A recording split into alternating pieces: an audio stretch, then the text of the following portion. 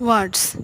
Sylvia প্লাথের ওয়ার্ডস কবিতাটি ভাষার শক্তি এবং সীমাবদ্ধতার একটি সমালোচনামূলক প্রতিফলন।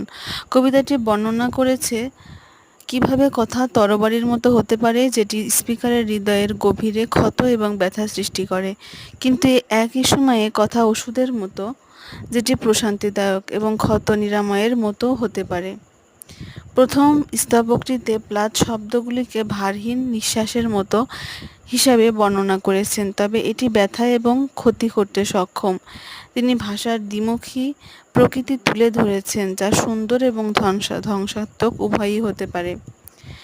দ্বিতীয় স্তবকে প্লাথ স্বীকার করেছেন যে কথার সীমাবদ্ধতা রয়েছে। তিনি তাদের একটি মথ বা পতঙ্গের সাথে তুলনা করেন, যা একটি শিখার চারপাশে শুধুমাত্র ফ্লাটার করতে পারে। এর নির্যাস সত্যিকার অর্থে ধরতে অক্ষম। এটি ইঙ্গিত দেয় যে ভাষা কখনোই মানুষকে অভিজ্ঞতার গভীরতা এবং জটিলতাকে পুরোপুরি প্রকাশ করতে পারে না।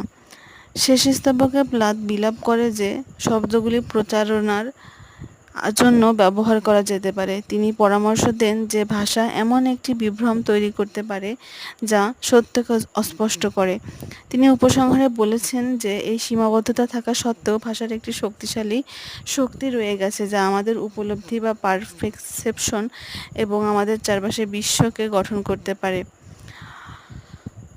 ওভারঅল কবিতাটি ইঙ্গিত দেয় যে কথার খুব শক্তি রয়েছে। আমাদের কথা বলতে খুব সাবধান হতে হবে, কেননা এই কথা মানুষকে কষ্টও দিতে পারে, আবার প্রশান্তিও দিতে পারে। প্লাথ কথার সৌন্দর্য এবং বিপদকেই উভয়কেই স্বীকার করে এবং ইঙ্গিত দেয় যে তারা কখনোই মানুষকে অভিজ্ঞতার জটিলতাকে পুরোপুরি ক্যাপচার করতে পারে না।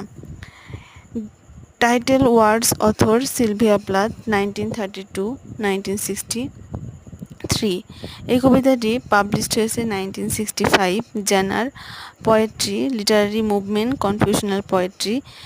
স্ট্যান্জা রয়েছে the poem 3 stanzas and 8 lines is rhyme scheme. The poem does not have a consistent rhyme scheme.